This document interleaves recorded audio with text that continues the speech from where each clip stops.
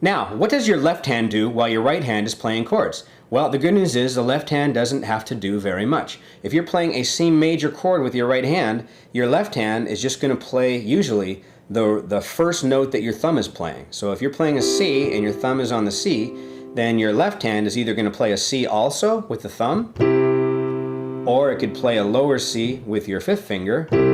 This is called an octave, by the way. Any note that's the same but it's 8 notes apart is called an octave. So I can play a C like this with my left hand, or I can play a C like this with my left hand, or if you can reach, you can play both at once, which is what I do normally. Play an octave, C and C.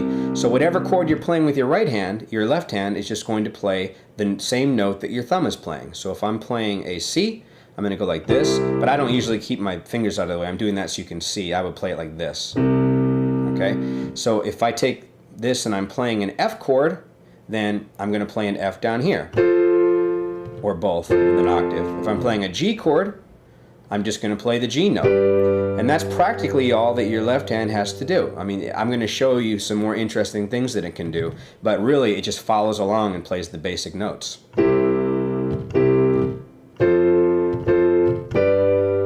Alright, now let's get into the cool stuff about how the numbering system works. Because numbering doesn't just work out how to play the notes that are in a certain chord, it also helps you put songs together.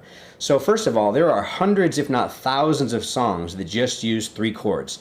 All the old 50s songs and lots of 60s songs and current songs, you know, Twist and Shout, Johnny Be Good, those are all 3 chords. So like Twist and Shout is shake it up baby, twist and shout, twist and shout. Okay? So instead of remembering what the chords are, so if I'm playing in the key of C, Twist and Shout is C, F, and G, all right? But I'm not going to remember it as C, F, and G. Everybody teaches you to learn it in C, F, and G. But what happens if you're playing with a singer who says, oh, that's out of my range, I need to play it in A? Well, then you don't know how to play it because you only learned how to play it in C, F, and G. That's why I teach you to not learn the chords, but to learn the numbers. So if you're playing in the key of C, what is an F? An F is a 4 note, right? Because you got 1, 2, 3, 4, 5. So in the key of C, the C is the 1, the F is the 4, and the G is the 5. So if you're playing a 3-chord song that has C, F, and G, that's a 1 chord, a 4 chord, and a 5 chord. So the 4 chord meaning you're putting your thumb there and you're figuring out the rest of the notes. Thumb there, rest of the notes. So Twist and Shout is a 1-4-5 song, just like Johnny Be Good is. So once you know 1-4-5, 1, 4, 5. You don't have to remember the note names, you just remember that it's a 1-4-5 song. So 1, 4, 5, 4, 1, 4, 5, 4, 1. If I'm playing in a different key, let's say I'm playing in an A. Alright, well in A, the A is a 1,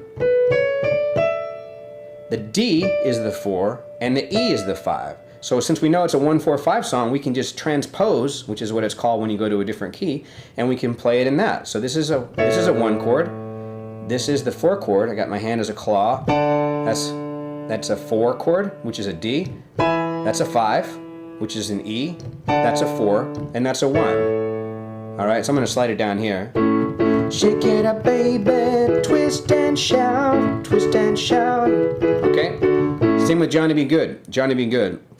It's in C, and this is, I'm going to expand out to what I'm going to be teaching you. This is a 3-chord song. We're going to play it in C, Johnny Be Good. Go, Johnny, go. Or actually, let's do it in A.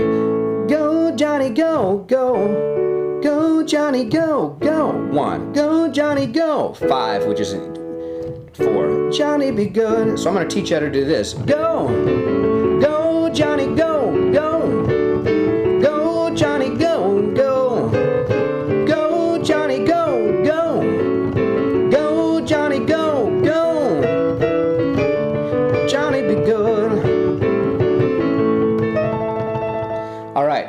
That probably looked very confusing to you, but all that was certain little things that I'm going to be showing you in later lessons with 3 chords, the 1, 4, and 5. So trust me, by following the numbering system that I'm telling you about right now, when you learn one thing, you're going to be able to do 1,000 other things. And the problems usually with piano lessons is you learn one thing and that's all you learned. You learn one melody, and just because you learned that melody, you never learned how to do anything else.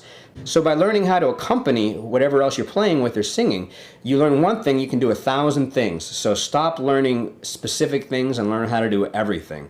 Please go to instantpianogenius.com for more free lessons and learn how you can play like a pro.